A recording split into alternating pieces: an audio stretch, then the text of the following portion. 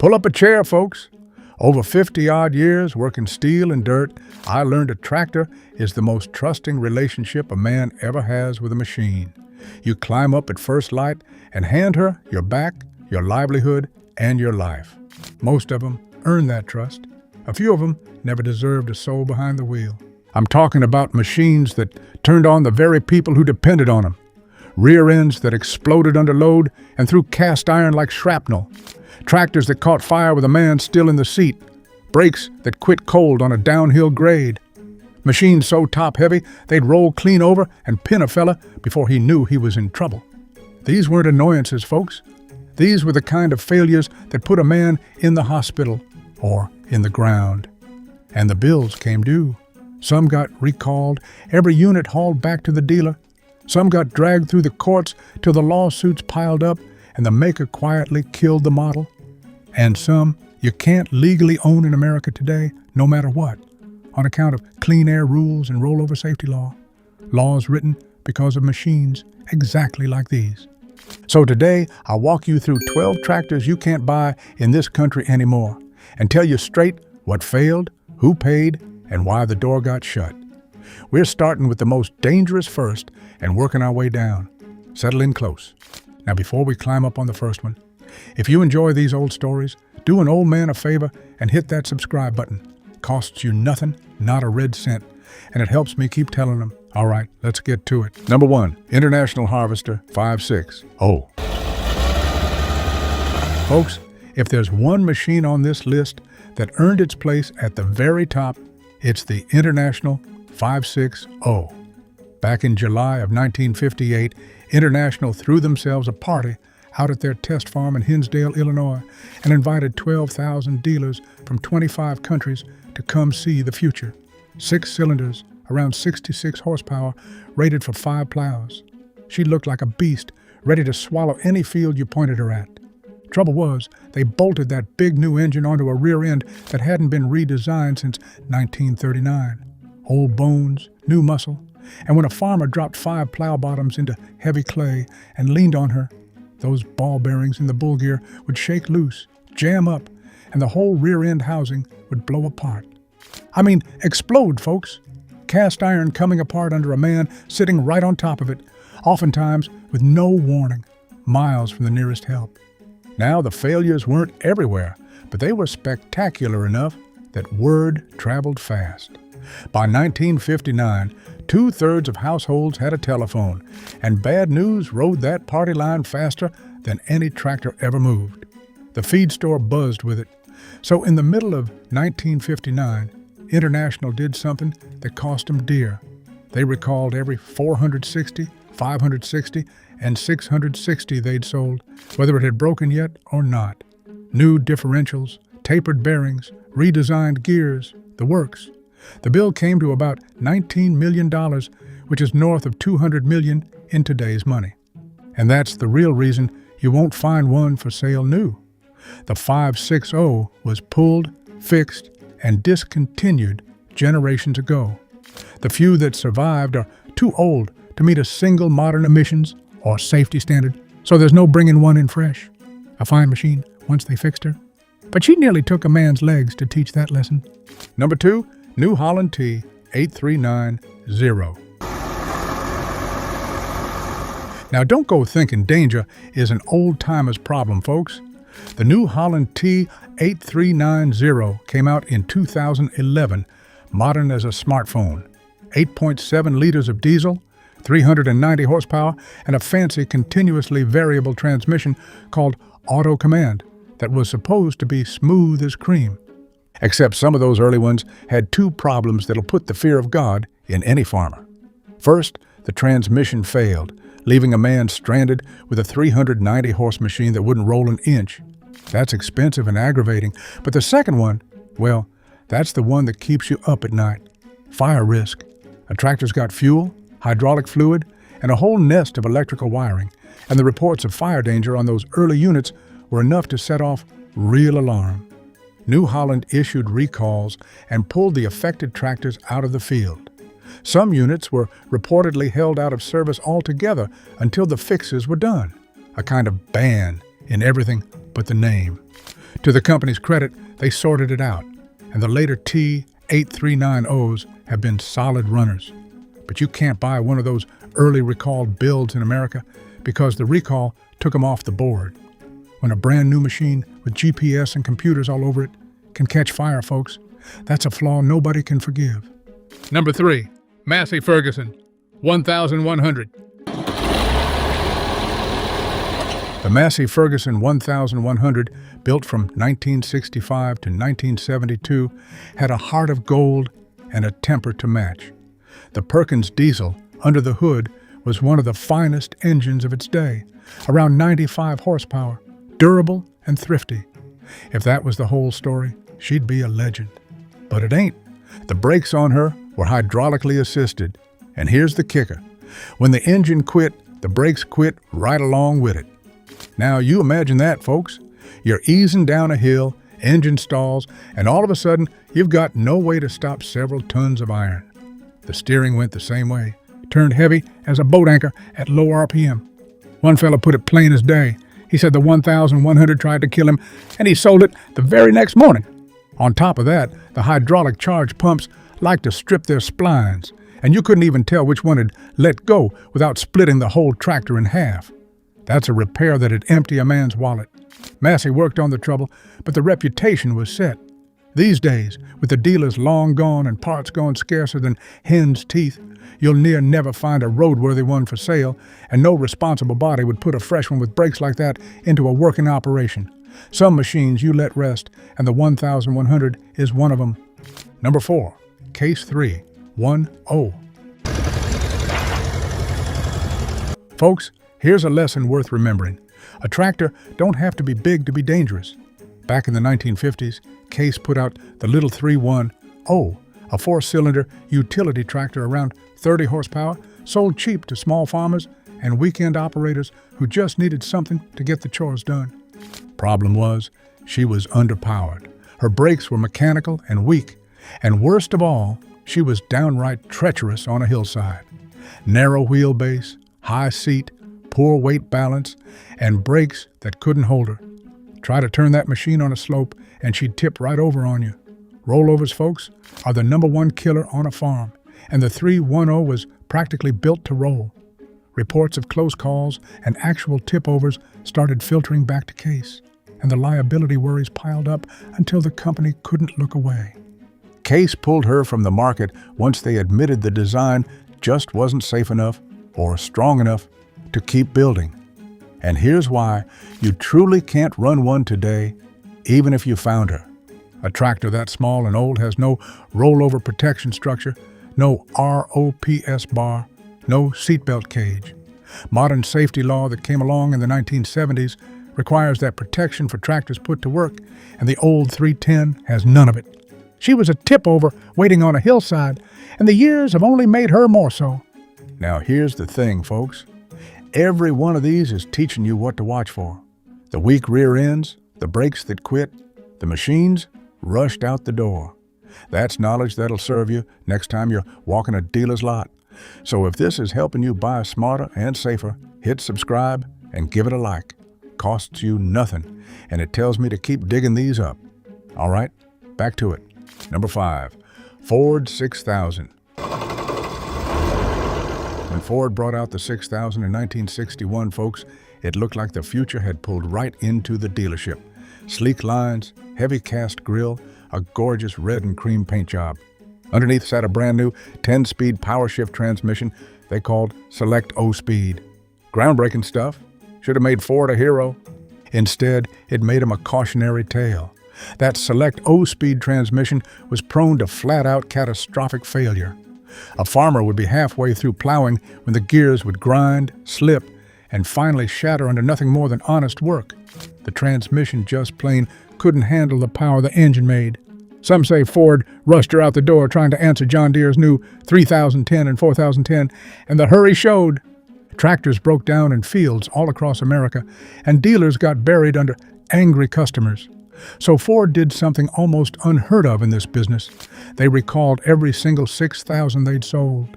Not a patch, mind you, a full recall. They hauled them back, rebuilt nearly every major system, and re-released her in 1963 in blue and white as the 6000 Commander, hoping folks would forget. But the damage was done. You can't buy a 6000 today because the originals got called back and rebuilt over 60 years ago, and what's left is far too old for any modern standard. A beautiful tractor with a fatal flaw, and farmers never forgot her. Number 6, Mahindra 3550 PST. Mahindra came over from India and got into the American market back in the 1990s. And in the 2010s, they put out the 3550 OPST, a 50-horse, 3-cylinder diesel with a handy power shuttle for going back and forth.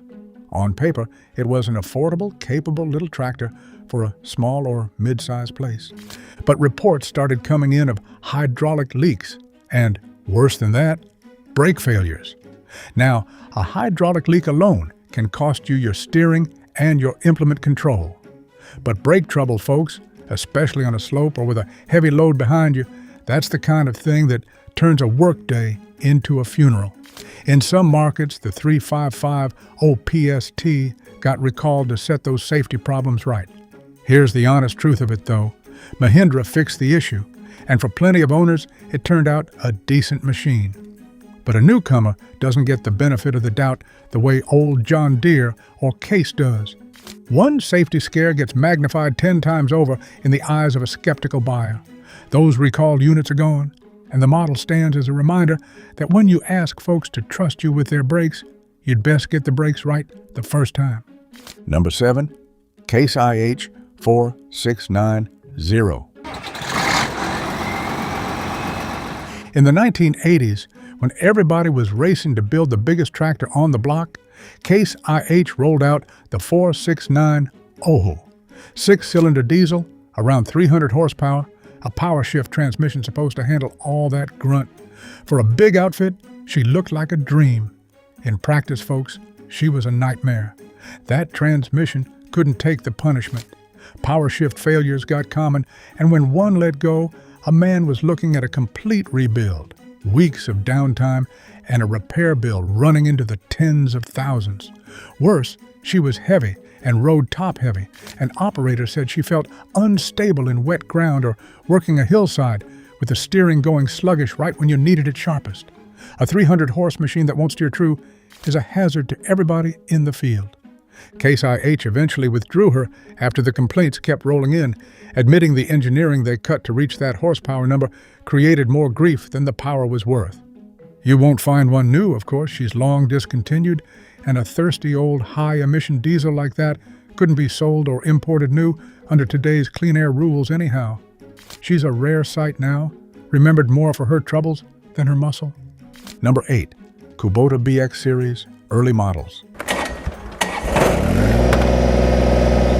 Now, I've got nothing but respect for Kubota, but even the good ones stumble.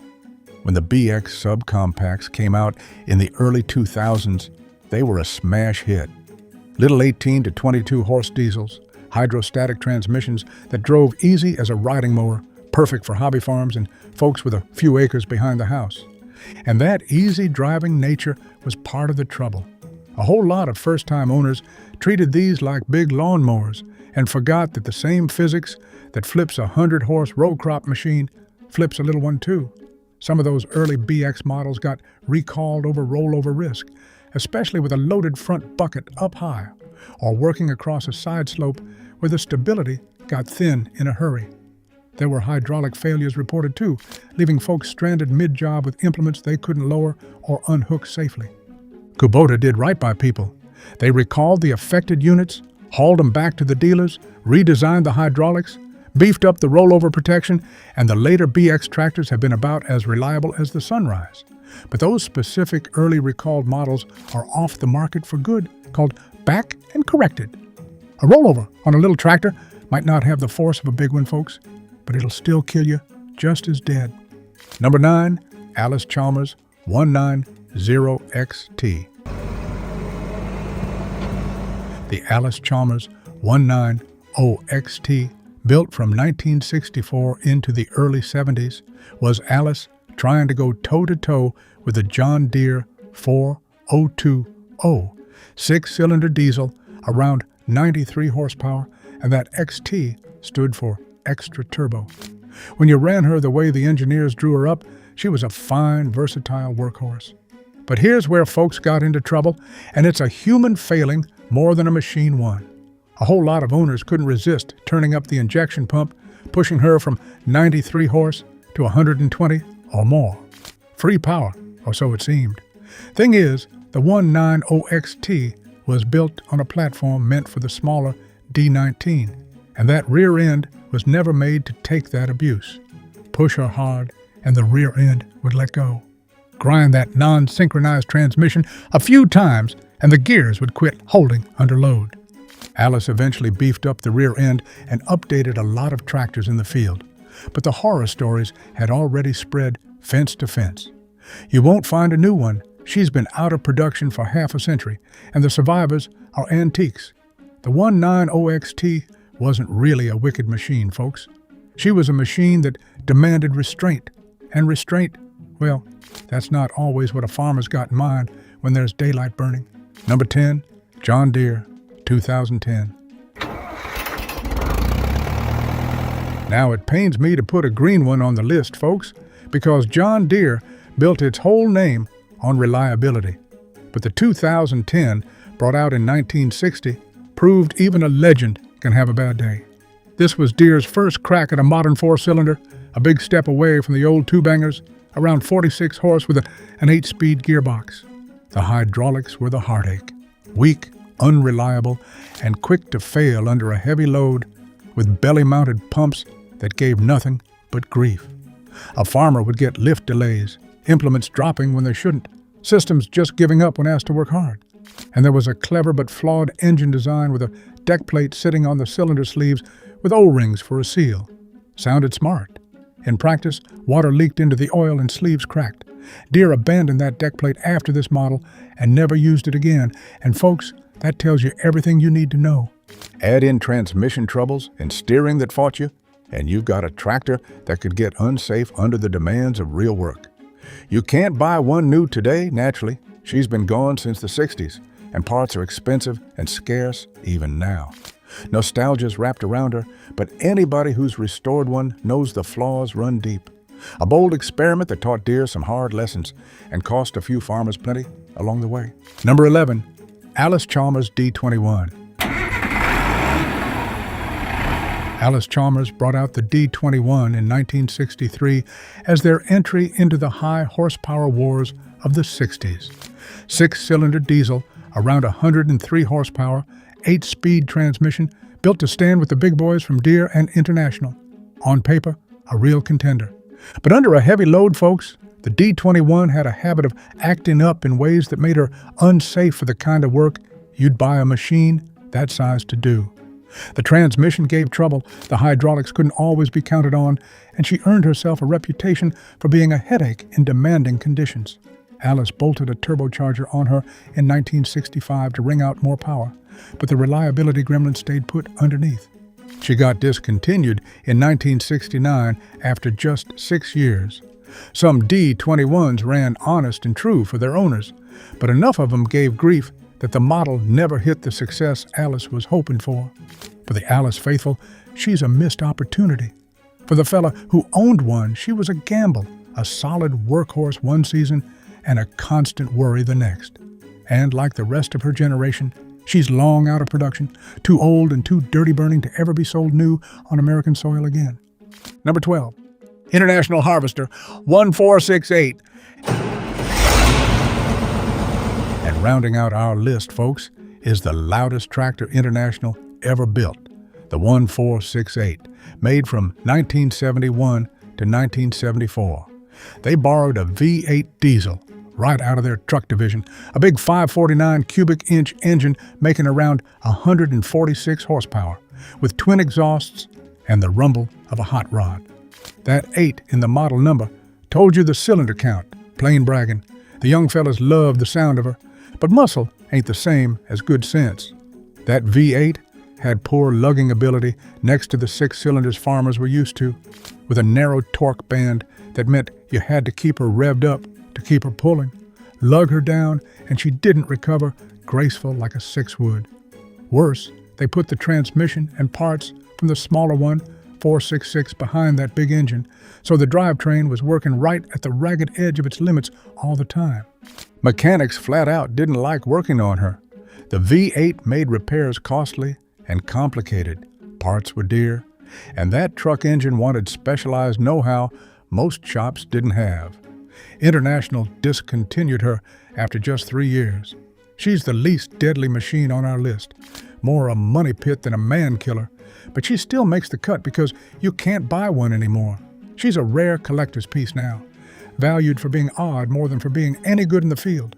A bold experiment with a whole lot of attitude and not near enough sense. So there you have it, folks. 12 tractors that are off limits in America today, banned, recalled, or flat out illegal to put to work. Every last one for a reason. Some got pulled from every dealer's lot and hauled back in disgrace, ordered off the market by the very people who built them. Some got run clean out of production once the lawsuits and the liability claims piled up too high to ignore. And the rest, they're outlawed by the clean air and rollover safety laws we live under now. Too dirty, too dangerous, with no protection cage and no legal way to register or import one fresh. Find one in a barn, and that's about all you can legally do. Look at it. And here's the part worth remembering, folks. These didn't get banned because somebody in an office didn't like them. They got banned because they failed in the ways that matter most. The exploding rear ends, the fires, the brakes that quit on a hill, the rollovers that put good people in harm's way. The law caught up to these machines because farmers paid for them in blood first. Every rule that keeps one of these off your land today was written because a company's ambition got out ahead of its engineering. And it was always the farmer who paid the bill. Now I'm curious, folks. Which of these would you have trusted to climb up on come morning? Drop your answer down in the comments. I read every one of them. And if you enjoy these old stories of farming history, the triumphs and the disasters both, do an old man a favor and hit that subscribe button and give this video a like. It helps more than you know, and it keeps these stories alive. So take care out there, folks.